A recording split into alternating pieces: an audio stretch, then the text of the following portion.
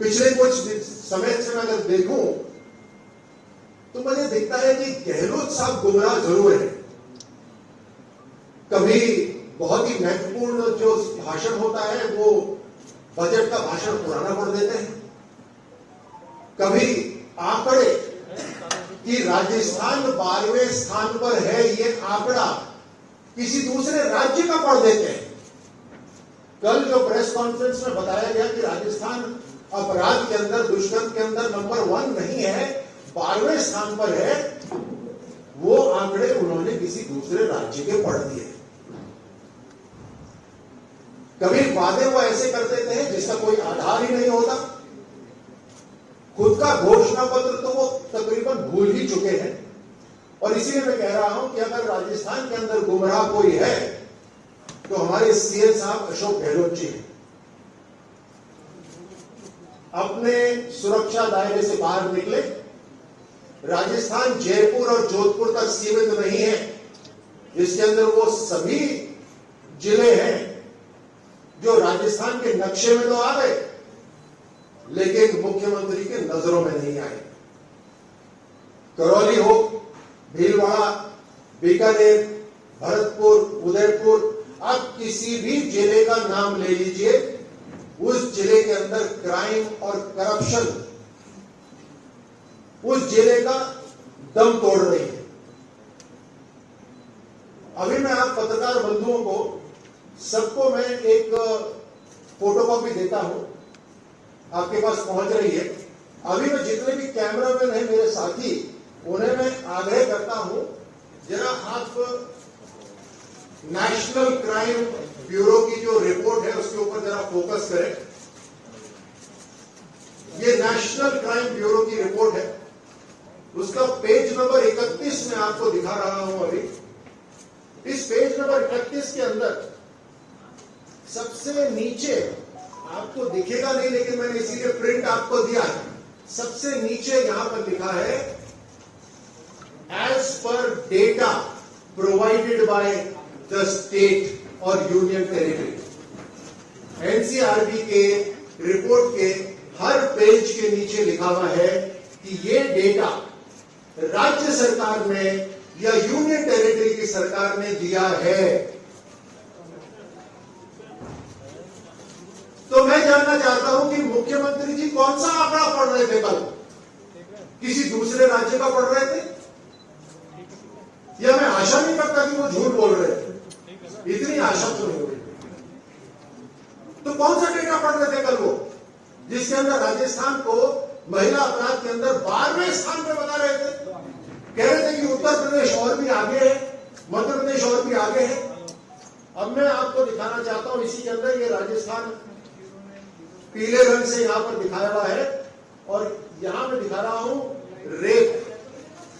NCRB का page number 31, उसके ऊपर सबसे ऊपर आप देखिएगा, विष्णु जी, सभी मेरे पत्रकार बंधु पीछे जो बैठे हैं जिनके पास मिल गया, आप देखिए उसके ऊपर लिखा हुआ है रेप, आईपीसी क्राइम के अंदर रेप। और उसके अंदर आप देखिए इंसिडेंट्स, विक्टिम और रेप, ये 3 कैटेगरी है।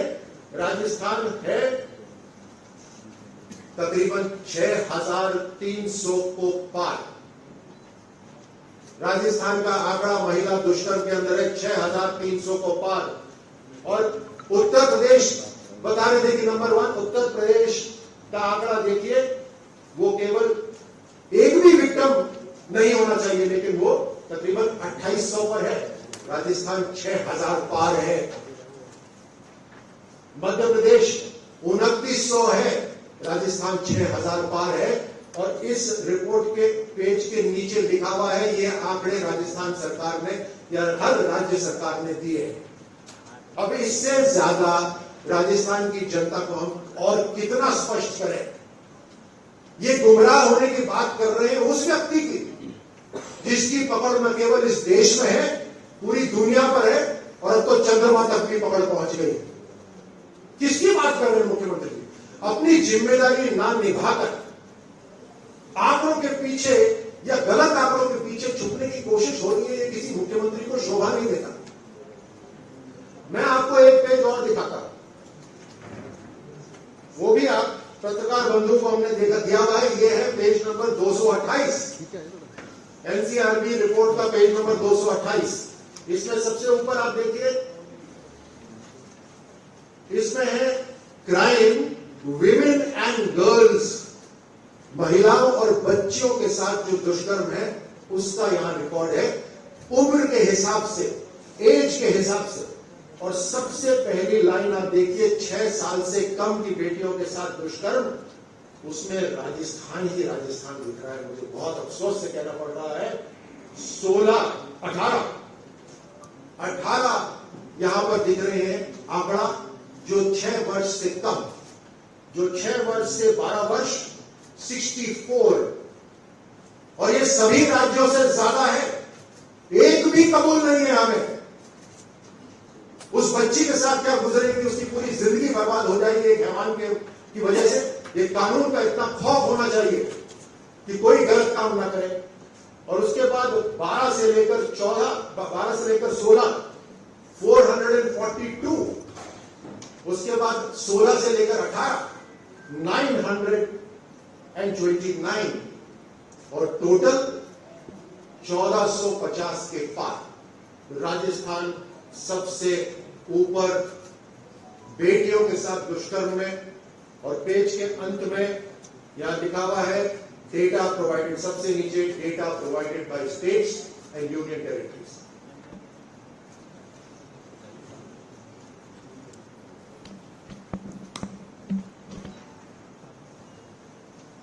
कल जब मुख्यमंत्री साहब पुलिस हेडक्वार्टर में बैठकर अपनी पीठ थपथपा रहे थे, हम पुरानी बात नहीं करते, हम कल ही की बात करते हैं। जिस समय वो पुलिस हेडक्वार्टर में बैठकर अपनी पीठ थपथपा रहे थे, उसी समय केवल कल राजस्थान के अंदर धौलपुर में बदमाशों ने एक थानेदार को अगवा कर लिया, उसका अपहरण कर लिया और फिर उसको मारपीट करके छोड़ दिया। थानेदार तक तो नहीं छोड़ा। उसी समय जिस समय पुलिस के अंदर वो अपनी पीठ थपथपा रहे थे पुलिस हेडक्वार्टर में, धौलपुर के अंदर बदमाशों ने एक थानेदार को अपहरण करा। दौसा में बदमाशों ने गोली मारकर एक पुलिस अधिकारी की हत्या कर दी, उसको अपना बलिदान देना पड़ा एक मुठभेड़ के अंदर। अजमेर के एक गांव के अंदर महिला की लाश मिली, उसका मुंह पत्थर से कुचला हुआ था। बांसवाड़ा के अंदर एक युवक को पीट पीट के मार दिया गया। झुंझुनू के अंदर एक युवक की हत्या कर दी गई और लाश हरियाणा की एक नहर में फेंक दी गई। अलवर के भिवाड़ी के अंदर रंगदारी हुई और फायरिंग हुई। जयपुर के जवाहर नगर के अस्पताल में एक युवती के साथ गैंगरेप हो गया। आबू रोड में एक युवती के साथ सामूहिक दुष्कर्म हो गया। माउंट आबू के अंदर एक युवक के ऊपर जानलेवा हमला हुआ। सीकर में महिला से दुष्कर्म करा, चिल्लाई तो उसका मुंह नोच डाला गया। जिस समय मुख्यमंत्री सभी पुलिस के बड़े बड़े अधिकारियों को वहां बिठाकर अपनी पीठ थपथपा रहे थे और गलत आंकड़े दे रहे थे, उस समय यह सब हो रहा था। गलत आंकड़े से राजस्थान नहीं बचने वाला, लेकिन गलत काम करने वाले को सजा दिलाने से राजस्थान जरूर बचेगा। उसके लिए हिम्मत चाहिए, उसके लिए इच्छा शक्ति चाहिए, और कहीं गलती हो रही तो उसको स्वीकार करने का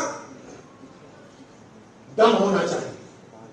लेकिन मुख्यमंत्री जी ने तो पूरे हर विधानसभा अलग अलग मुख्यमंत्रियों के हवाले कर रखी है, तो वहां रोकथाम कैसे हो सकती है? दलित अत्याचार रोकने में राजस्थान की सरकार बिल्कुल नाकाम हो रखी है। अलग अलग कितने मैं आपको उदाहरण यहां पर दूं, और ये आंकड़े छुपाने से या बदलने से हम नहीं भूलेंगे किस तरह से उस बेटी की हत्या हुई, जिसके करौली के अंदर जिसके मुंह के ऊपर एसिड फेंका गया, गोली मारी गई, उसको कुएं में डाला गया। या हम उस भीलवाड़ा की लड़की को भी नहीं भूलेंगे जिसके साथ सामूहिक दुष्कर्म हुआ और उसके बाद कोयले की भट्टी में उसको डाल दिया गया। अनेकों केसेस हैं ऐसे, कितनों का बताएंगे यहां पर। एक इनकी सरकार का दम क्या है कि विधायक का पीए दुष्कर्म करता है और पति अगर विरोध करे तो उसको जेल में डाल देते हैं। और आप तो जानते हैं कितने ही इनके विधायक हैं, इनके मंत्री हैं जिनके परिवार के लोगों के नाम आए हुए हैं। मुख्यमंत्री जी बार बार दूसरे प्रदेश के आंकड़े बताते हैं, अपनी जिम्मेदारी भूल रहे हैं क्या? दूसरे प्रदेश के आंकड़े तो ऐसे बताने लगते हैं जैसे कि कोई बच्चा जब एग्जाम में फेल हो जाता है तो बोलता है मैं पढ़ाई इसलिए नहीं कर पाया क्योंकि मेरे पड़ोसी बच्चे ने मुझे पढ़ने नहीं दिया। और ये इस पढ़ाई से मुझे याद आया कि जब इम्तिहान नजदीक आ रहा है, चुनावी इम्तिहान से मेरा मतलब है, जब इम्तिहान नजदीक आ रहा है तो क्यों अपनी जिम्मेदारी याद आ रही है? इन्होंने कल 100 गाड़ियां, बोले 100 गाड़ियां मैं भेज रहा हूं पेट्रोलिंग के लिए, और जिस तरीके से यूपीए का नाम बदनाम हुआ तो उन्होंने नाम बदल दिया, उसी तरह मुख्यमंत्री जी की घोषणाएं बदनाम हो गई हैं तो बोलते हैं अब घोषणा नहीं, मैं गारंटी दे रहा हूं। एक नया शब्द लेकर आए क्योंकि घोषणा बदनाम हो गई। कब तक ये सब नाटक चलता रहेगा?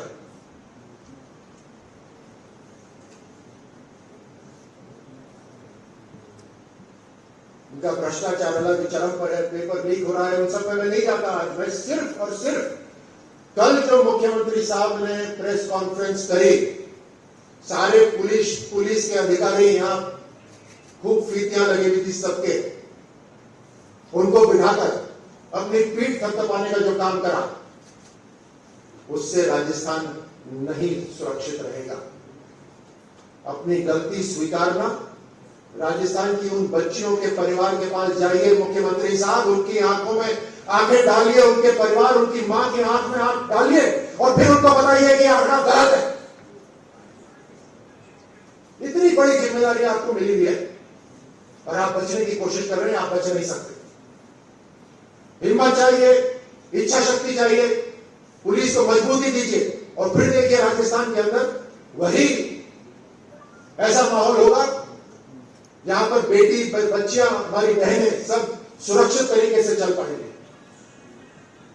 राजस्थान सरकार से कोई उम्मीद नहीं है हमें, जो करना है अब वो राजस्थान की जनता करेगी और उसके बाद राजस्थान की जनता जब आशीर्वाद देगी तो भारतीय जनता पार्टी इन सभी अलगाववादी, सभी गुंडागर्दियों को, सभी गुंडों को, जितने भी अपराधी हैं, सबको कानून के दायरे में लेकर आएंगे।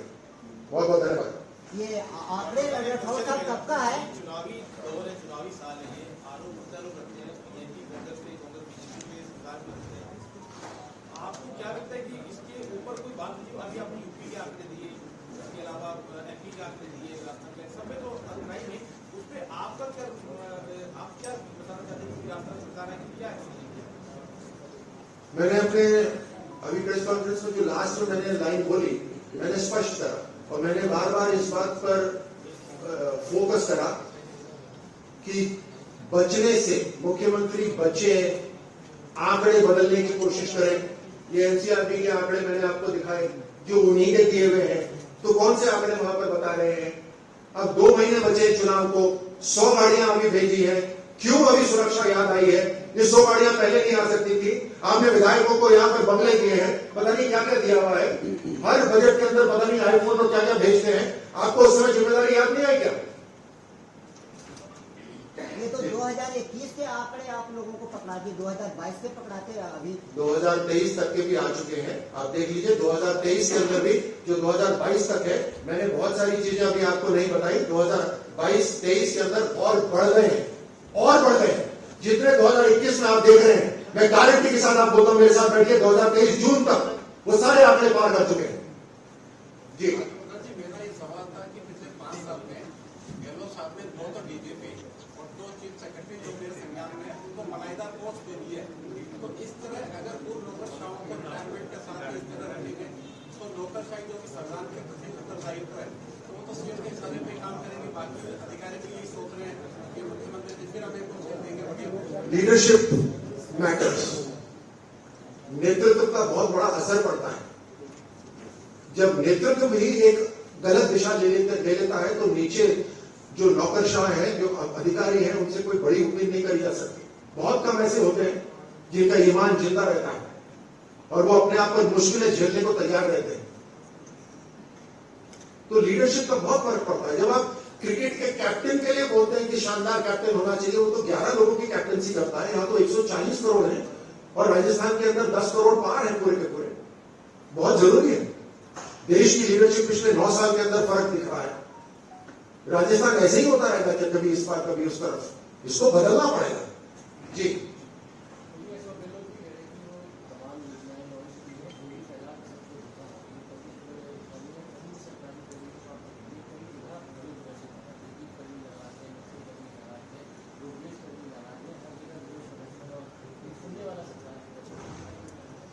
गहलोत साहब ने आगे के 2 महीने में झोली खोलने का नाटक करा है, क्योंकि पैसे तो है नहीं उसके अंदर। बिजली मुफ्त करने का जो वादा करा, जितने पोस्टर लगे हुए हैं, जितने वीडियो बनाओ और हमें भेजो वो पोस्टर लगे हुए हैं, उतने का अगर सहायता दे देते तो हो सकता है 10 दिन हर सहायता चल जाती। बिजली का उत्पादन नहीं हो पा रहा राजस्थान सरकार द्वारा, डिस्ट्रीब्यूशन सही तरह नहीं हो पा रहा, इसलिए बिजली पहुंच ही नहीं पा रही घरों तक। और ये हाल अब और बुरे होने वाले हैं बिजली के। आखिर के 2 महीने के अंदर पोस्टर से चुनाव नहीं जीता जा सकता, ये गहलोत साहब को दिसंबर में पता चल जाएगा।